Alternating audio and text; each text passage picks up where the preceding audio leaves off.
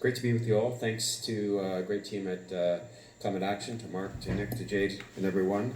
There's a lot going on here in Sao Paulo, and I think many people are running from meeting to meeting. And as the COP30 gets underway in Belém, here in Sao Paulo, in Rio, I think all parts of the climate economy, the companies, the banks, the investors, civil society, have been working on the COP action agenda, and I think you're all part of it.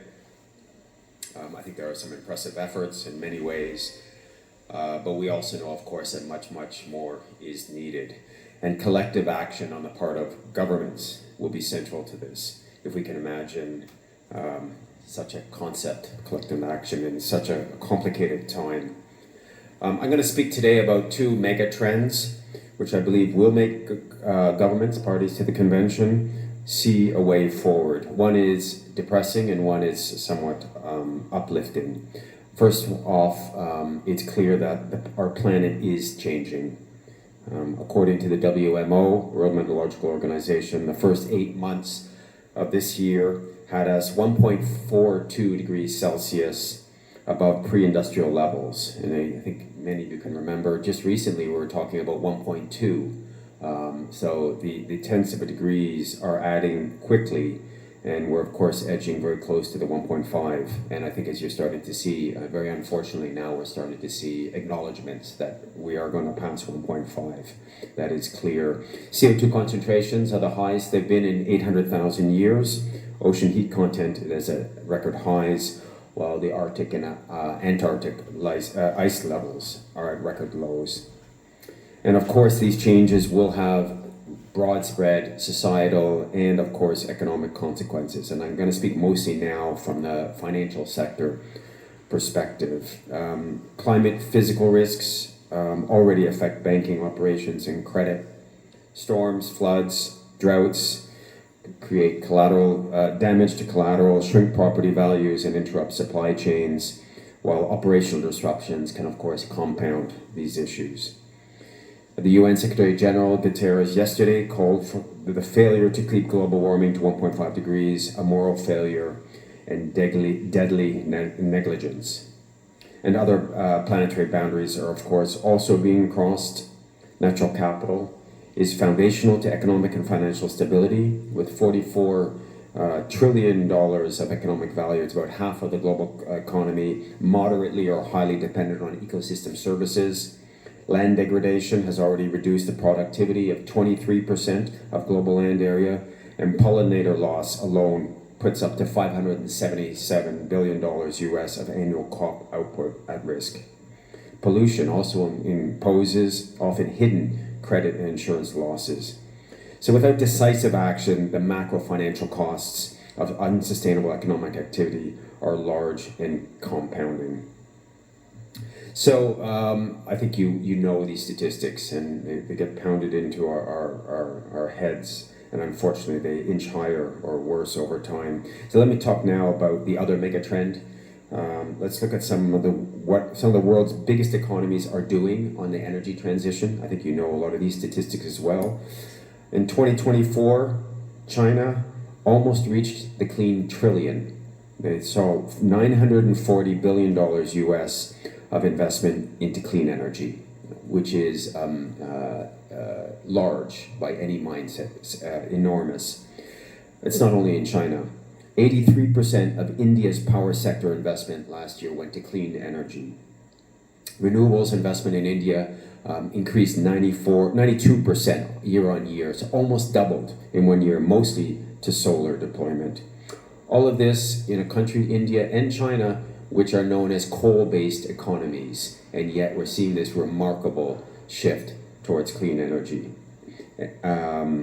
In Europe, renewables now account for 35 times more investment than fossil fuels. Europe is at 50% renewables in its electricity mix today, while fossil fuels have dropped to just 25%.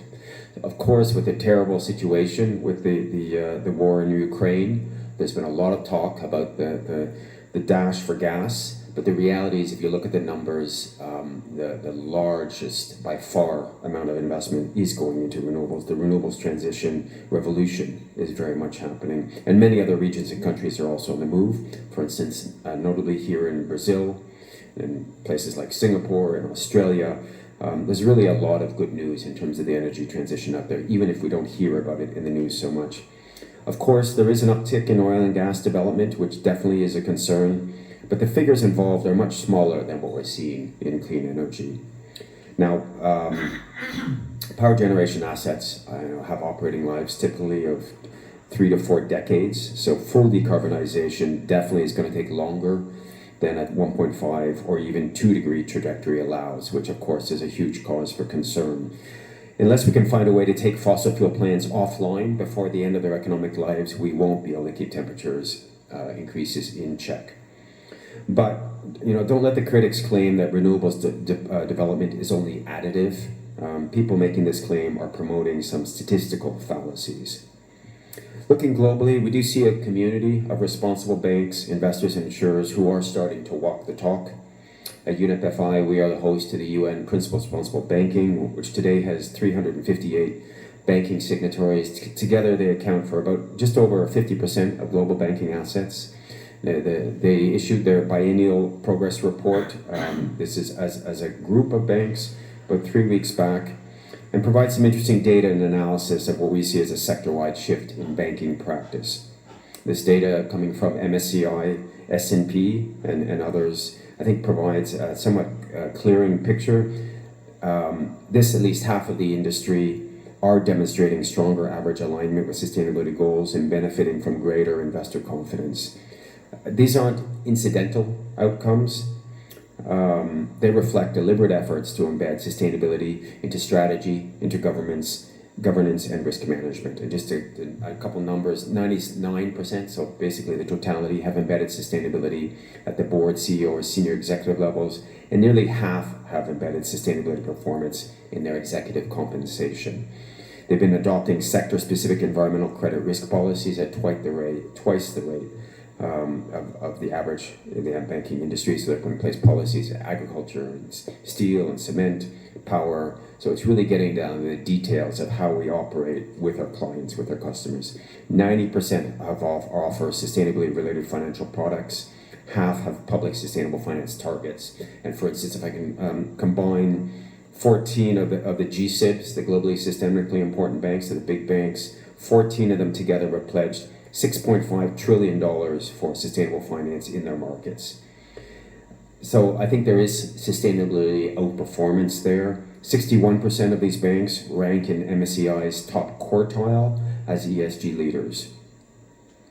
And I think obviously what's maybe to some more important today is not being sustainability leader just for sustainability reasons, but coming down to the business case. And I think the business case for sustainability integration has never been clearer. MSCI's analysis found that banks integrating sustainability pay lower cost of capital and exhibit greater stability and resilience. So the difference, for example, for PRB signatories is quite significant at 100 basis points. So it's a 1% lower cost of capital. Meanwhile, S&P found that these banks are less volatile, which partly explains the lower cost of capital, and has awarded them stronger credit ratings. On insurance, MSCI has also in preliminary research found that PSI, so insurance signatories to the Principles of Responsible Investment, benefit from lower downside risk and exhibit lower returns volatility compared to to the rest of the industry. So I think incorporating sustainability linked considerations into our underwriting, investment, risk management, and capital adequacy decisions can be contributing to more balanced risk portfolios.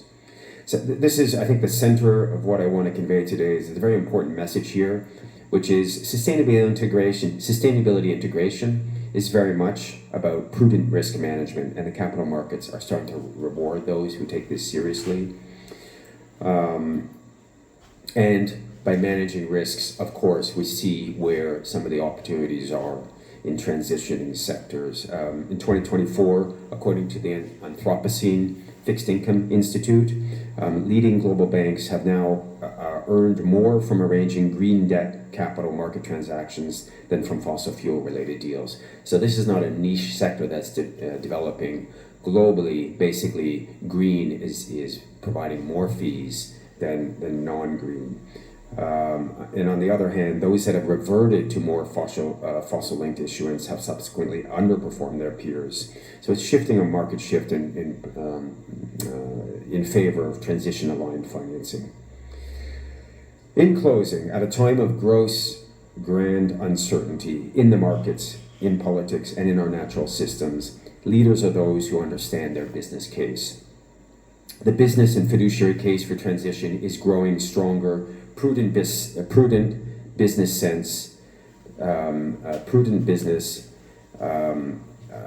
makes sense to take steps to guard against risks and invest in technologies of tomorrow.